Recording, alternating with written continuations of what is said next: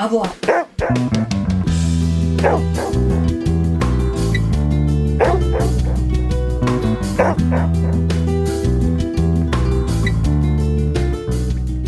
Okay, we're rolling. Welcome back to another episode of FitPet Boston Talks. My name is Leah Lodato, and I am the host of the show. Today, I am joined by my spouse, Laurie.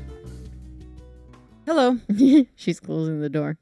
And we are going to talk a little bit more about puppies. We have a little mini series going on in between interviews talking about puppies, and this is going to be the third installment. And I think the last installment, right, Laurie?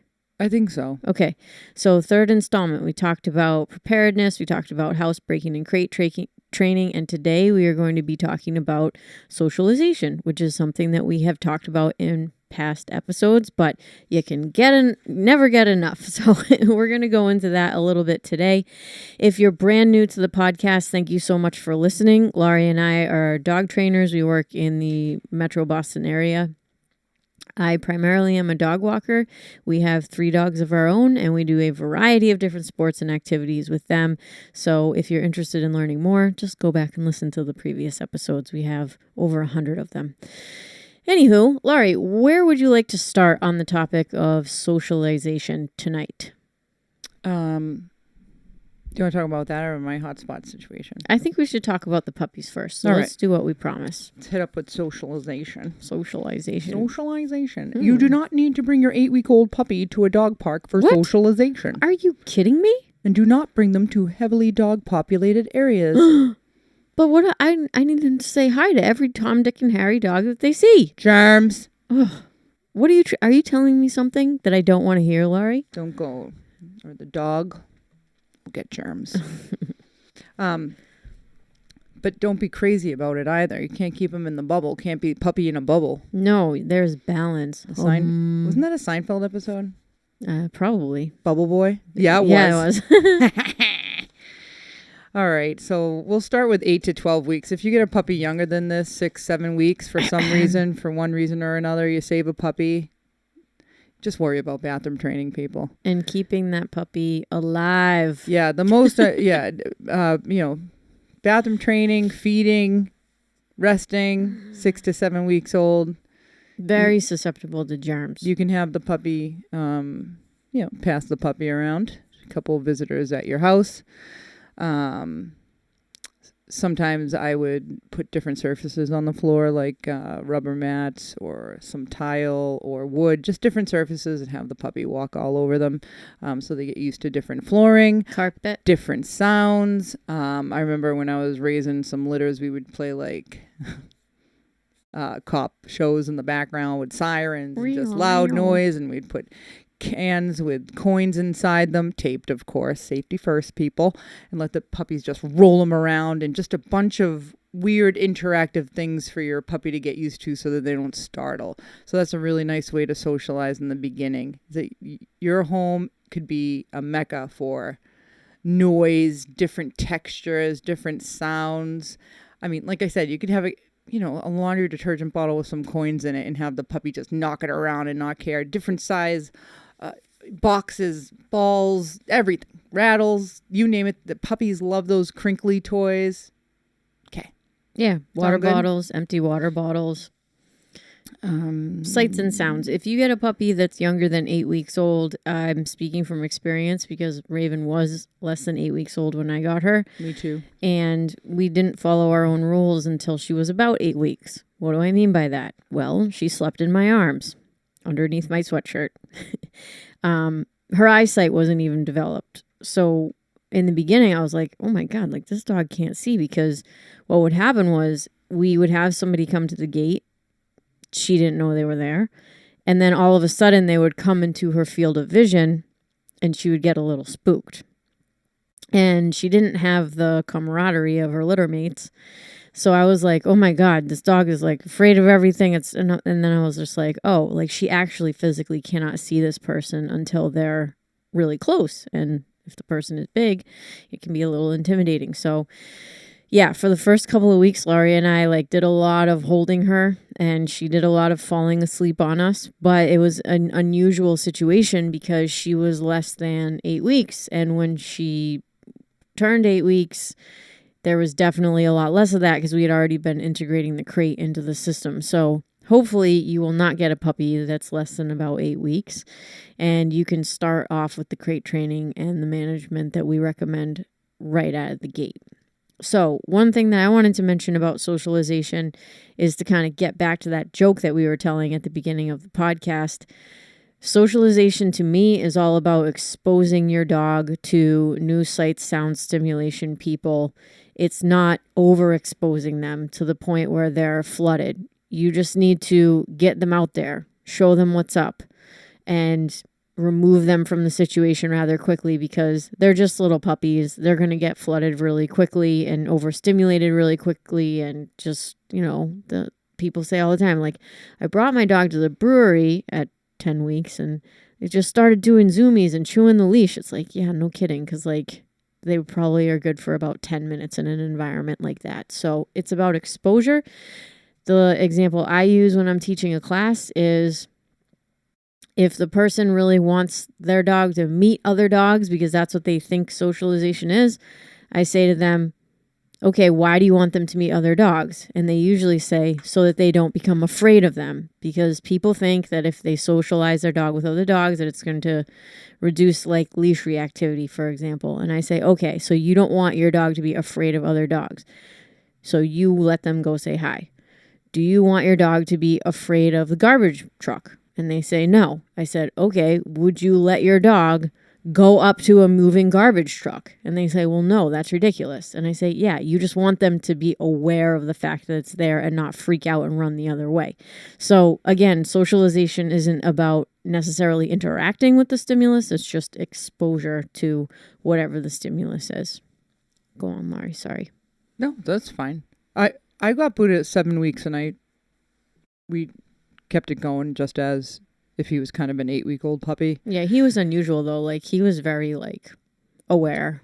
He was a mover and a shaker. He definitely the first day he came home, he was going up and down stairs. He didn't have much of a fear of anything but Raven. I think she was around 6 weeks. And so we definitely puppied her a little bit more than, the average bear at 7 weeks old. For sure. And I do walk the dog around. We live in a dead end. It's really nice because I can just, circle around and put the puppy on a long leash and sort of just feed him for kind of drifting over to me. And I don't put a lot of pressure on a puppy in the beginning. If they follow me and they happen to be on my side, I feed them and do stupid games and back up and run backwards and have them chase me.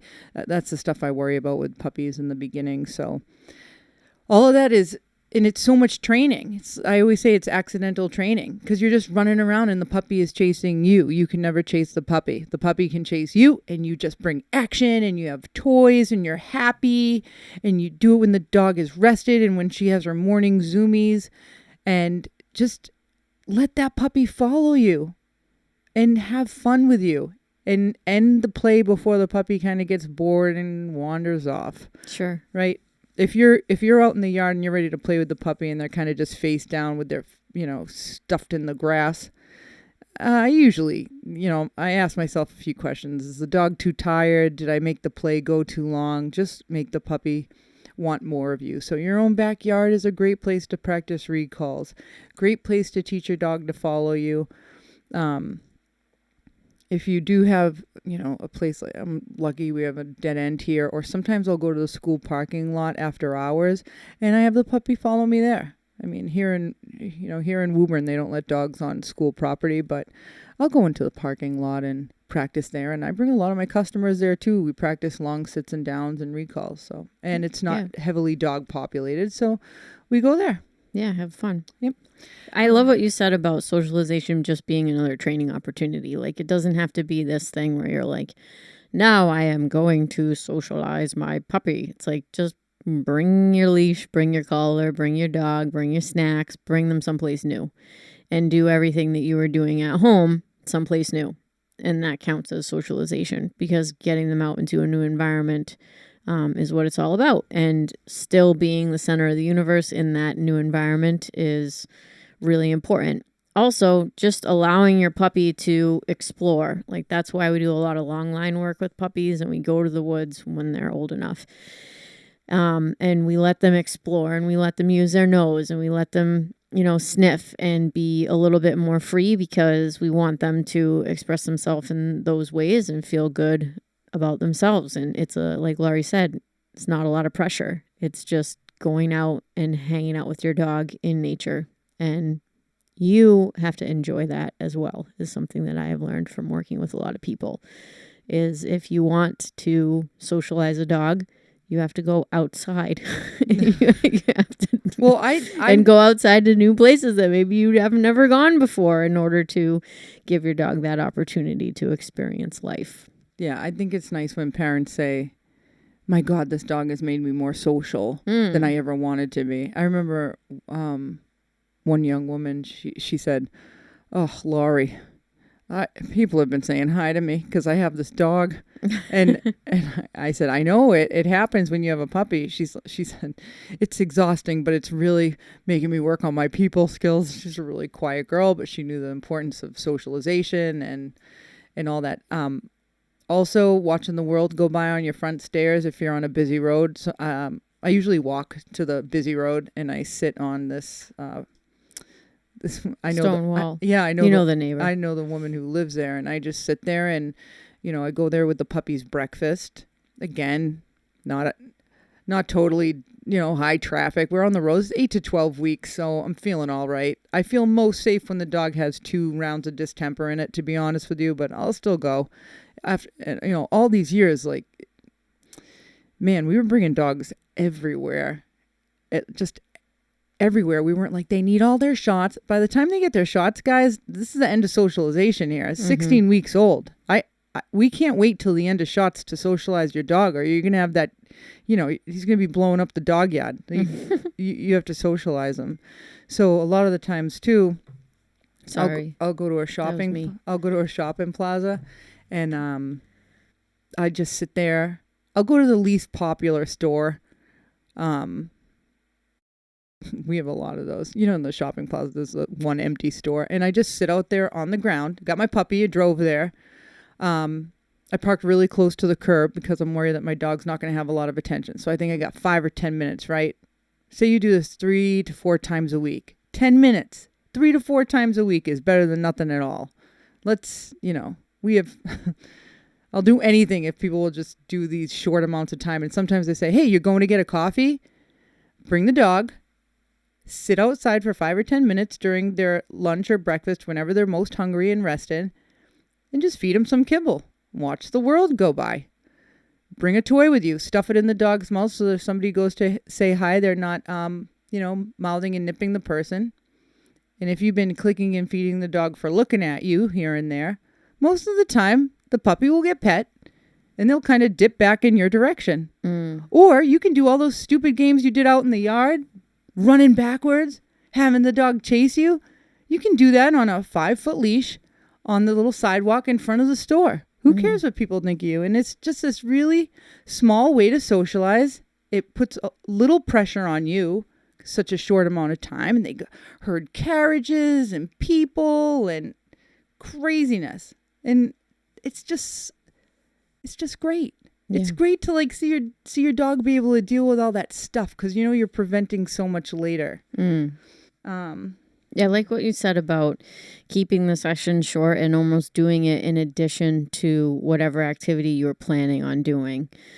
So if you were planning on going to get a coffee, build an extra 10 minutes into that because you're not going to bring your dog into Dunkin' Donuts with you, hopefully, to get your coffee. So you're going to do the socialization activity, train, put the dog back in the car. In a crate.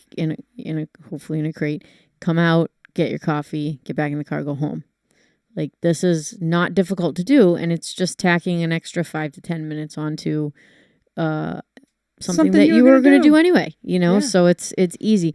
Also, I don't like to bring puppies into pet stores, even though it's technically allowed when they're really little, because dogs get in there and have accidents, and they don't get cleaned up properly, and there's just a lot going on. A lot of pet stores have grooming in the back and a lot of dog traffic, so we usually keep the puppies away from pet stores. Also, I don't really like to bring puppies where I know that there is going to be a high probability of other dogs, because if a puppy has a bad interaction with another dog at a really young age, that can imprint on the puppy and you can have problems down the road. So it is important for you to, not be a snowplow mom or dad, but you do want to prevent your little puppy from having a bad interaction. You want to keep them away from like older dogs that are a little bit standoffish because they've just had enough and they don't like that energy from a little puppy. Like, keep your puppy away from, your dad's old dog. Like, you don't want anything bad to happen.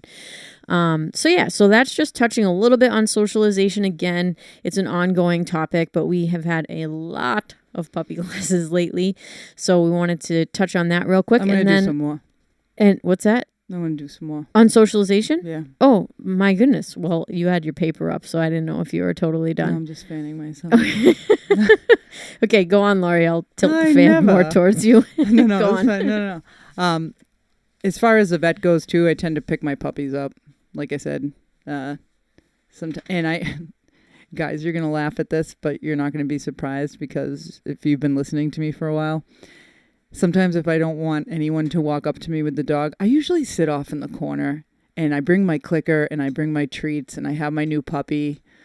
I put him on the scale. I go right to my corner and I click and feed the dog for looking at me. I don't even care if they sit. I just want you to look at me and pay attention. And I kind of crowd the dog. Like, I'll block them. If somebody's like, can my dog say hi? And I'm like, oh, I'm sorry, they have kennel cough. And they don't have kennel cough, but I just don't want their dog walking up to mine. But if I say that, then they don't think that I'm rude. So some people really care about other people and what they think, or if they come off rude. Sometimes I'll say, hey, I'm training. Sorry. I just need to get this under control. Thank you so much for saying hello, blah, blah, blah. So I really do. I do let people walk up, but in the vet, I don't. I know the dogs are there for a reason. Some people don't pick up after their dog outside of the vet facility, and there's stool there, there's urine there. I'm not letting my dog walk on those grounds because I don't know what's there, guys. So just, be safe about it. The other thing is, let's see. So the vet, I always pick them up. So on the... Should I never let him say hello to other dogs? No, we have some great tester dogs that we use all the time.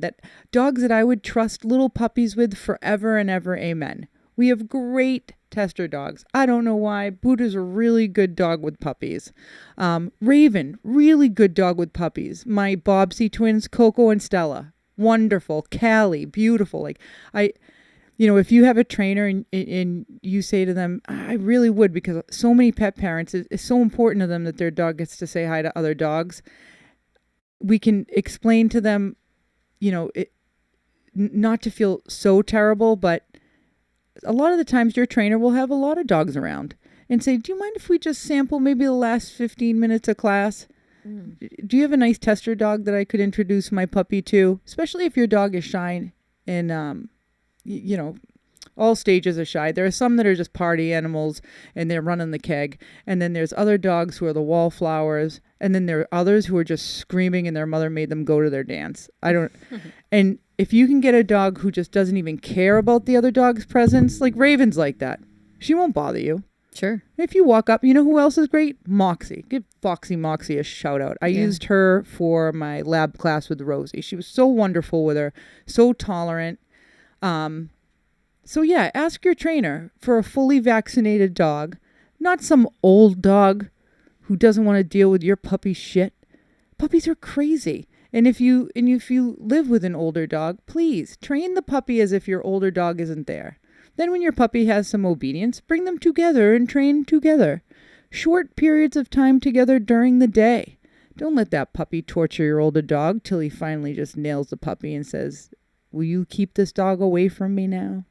So I always, with a kennel of dogs, if you have them in your house, 2 dogs, 3 dogs, raise the puppy as if those other dogs aren't there.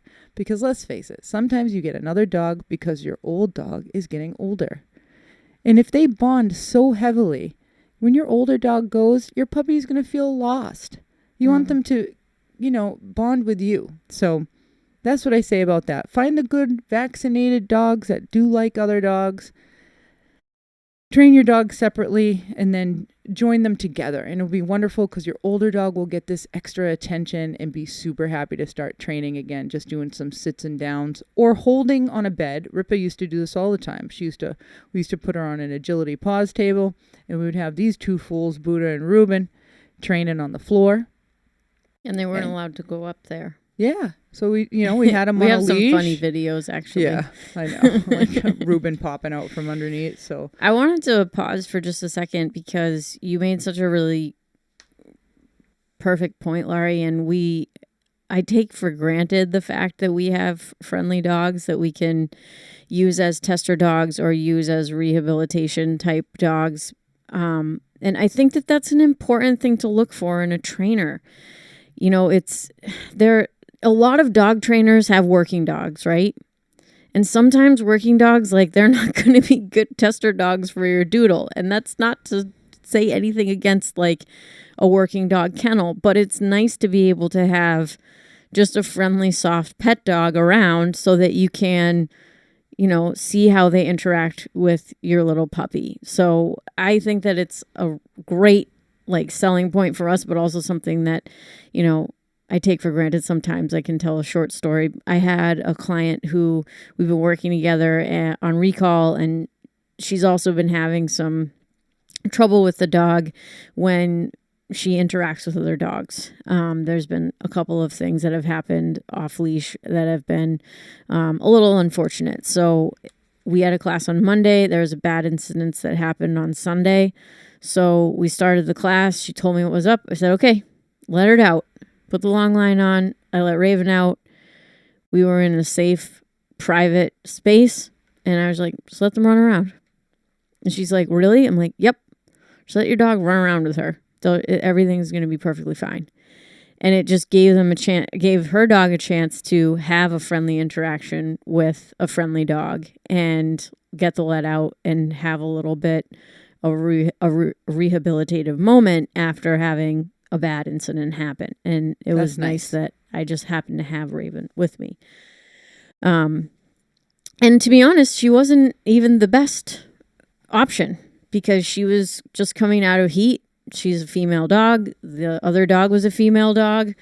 Raven can be she's not at all aggressive with other dogs, but she can just be kind of a little stiff and standoffish and hey, what the hell is wrong with you? She was completely fine, and it was an awesome interaction. So I was thankful to be able to have her. And that's, again, something that I take for granted. So anyway, sorry to interrupt. No, carry on. No, I hear you. I'm always grateful that we have other dogs around. And I mean, sometimes if you have, you have trainer friends because dog people flock together, maybe they can help you with a tester dog.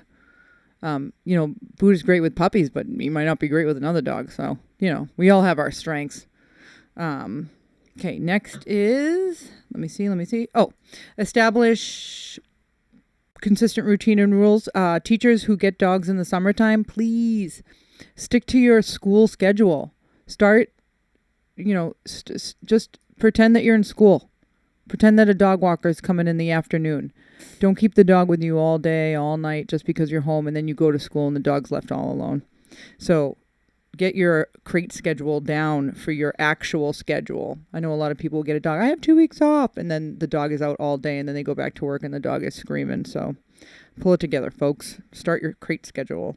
Plus your dog will want to work with you more once they get out. Establish boundaries with your children. For example, if the dog is in the crate sleeping, that's the no-touch zone. When Leah interviewed, who was it, the one-hand rule? I think Sam. Make sure that you only pet your dog with one hand because if you get two on there, you start roughing them up. Make sure you supervise your children all the time and include them in training because some kids are flippin' great dog trainers and better than their parents sometimes. And what kid doesn't want to run around the yard like a fool and have the puppy chase them? And then just make sure you tell your kids, never chase the puppy. The puppy can only chase you. I'll say it till I'm blue in the face, folks. Otherwise, your dog's going to be roadkill. I said what I said. I said what I said. Not a lie, not a lie. Okay, 12 weeks on. We're looking at some puppy classes, folks, Get them out there. Let's do some fun stuff. Now they get all their shots. Let's go to the woods. Let's do our thing. Nothing different there. 6 months onward, maybe your dog likes to sniff. Maybe you go to a scent work class. Maybe you try out agility. There. Done. Then you just keep working on it day after day. Tons of options. Figure out what your dog's jam is, what your schedule allows for. I have always said my desert island activity with my dogs is hiking. So for me, it's important to build a reliable recall, because if all the other stuff was taken away from me tomorrow, that would be one thing that I would always want to do. So recall is so important. Every time you say your dog's name, you should be practicing its recall. So if you say its name, it best be looking and running towards you. Mm-hmm. If you say the dog's name all day, guys, it's just background music. Mm-hmm. Yeah, and that's it. I'm done, folks. I'm done. Thus ends. Yeah, that ends the socialization portion of dog training.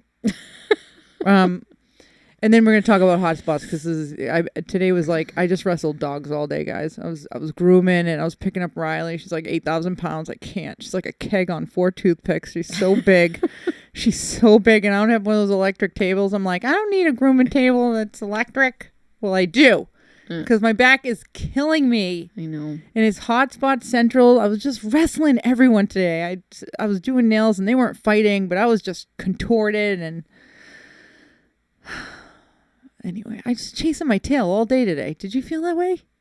Yeah, I was really busy today. Damn. I had like a couple projects going on, a couple appointments. I also had a bunch of walks. I was just like... I didn't know. I was going left and... Where am I going? What am I doing? I know, right? Everything's left like halfway done. I'll walk back and be like, shit, I was doing that. I don't remember anything.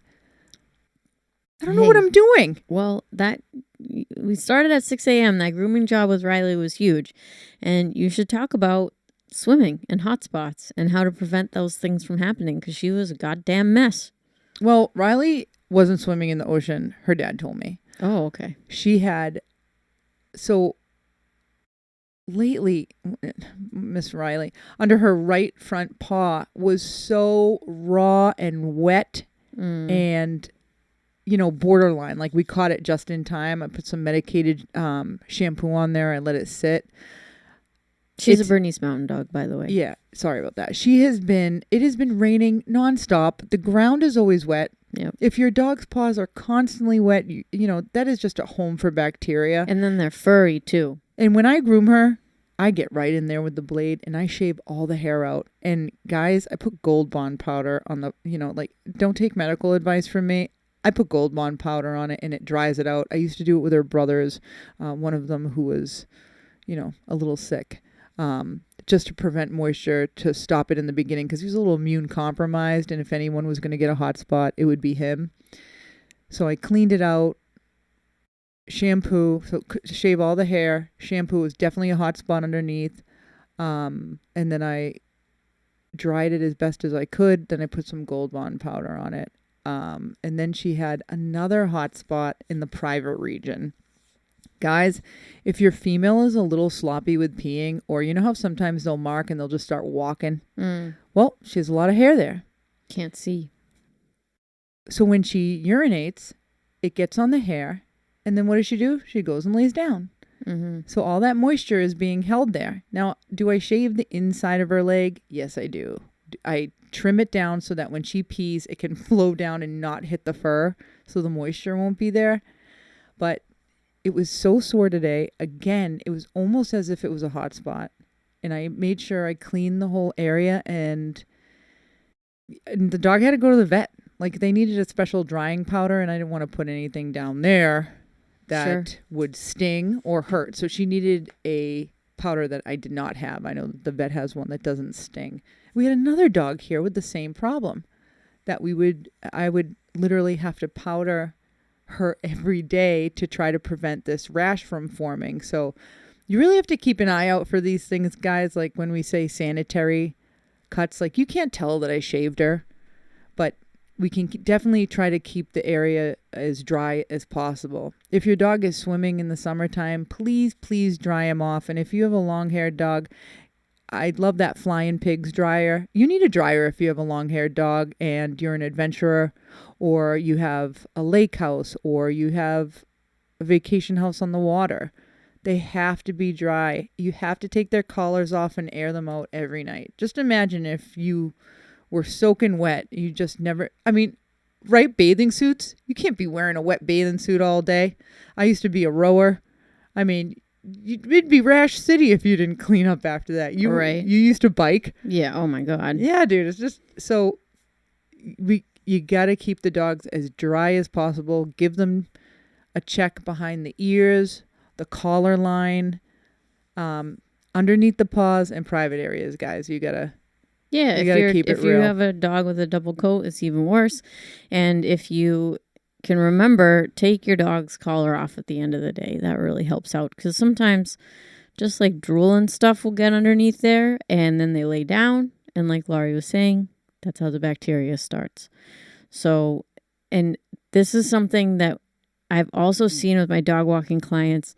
As a dog ages, they tend to rest more. So they go and they get a drink of water, then they go lay down for 4 hours. On their little they literally lay down for 4 hours after that. So all that drool and water, is right underneath on their chin, and it can cause a hot spot really quickly. So it's just part of husbandry, right? Like, pay attention, use common sense. If you go to the beach, if you have the access to fresh water after an outing, just give them a little rinsey rinse. If they go in the salt water, like, it's probably a pretty good idea. And then what I like to do after I take Raven swimming, and I don't always rinse her off because she goes swimming a lot, but I leave her out in the yard. I'll just like sit out in the yard with her for a little while so that she dries off, and I take all her clothes off, make sure that she doesn't have a collar on inside the crate. And take her clothes off. Yeah. And that it helps, right? It helps. Yeah. And collars are one of those things, like, I think owners just forget that the dog is wearing it. Like, I'll take a dog's collar off and I'm like, oh my God, when's the last time they took this thing off? When it's like crusted. There's a dent in the fur. The hair is caught in there. Take it off every once in a while. Let it breathe. Same thing in the winter. If they're playing in the snow, you got to take those collars off, man. Yep. Check the ears all the time. They're going to get an ear infection, especially if you have one of those fat, happy labs with the big, heavy ears. So I have to say that I check ears once a week. Like, I was doing it today. Leah came home. I'm like, I'm doing nails. So I was doing everybody's nails today, brushing everybody's teeth today, cleaning everyone's ears, nails, ears, and, doing the once over. So we always, look for ticks. I usually use a comb. You're much better about doing that stuff than I am. I do it for all the kids. I do it for everyone. I do health checks on all the dogs. Very important. Mm-hmm. All right, all, folks. Well, yeah, that's going to wrappy pappy for tonight. Thank you so much for tuning in to the podcast. If you are interested in what you're listening to, if it has made you go, blew your hair back, made you think, go ahead and share that with your friends. Or, at the very least, leave us a rating and a review, especially if you're listening on Apple Podcasts. You can actually type into the podcast and let us know your thoughts. So if you are enjoying the show, please let us know. Otherwise, we will see you next time. Have a great weekend. Ta-ta. Ta-ta.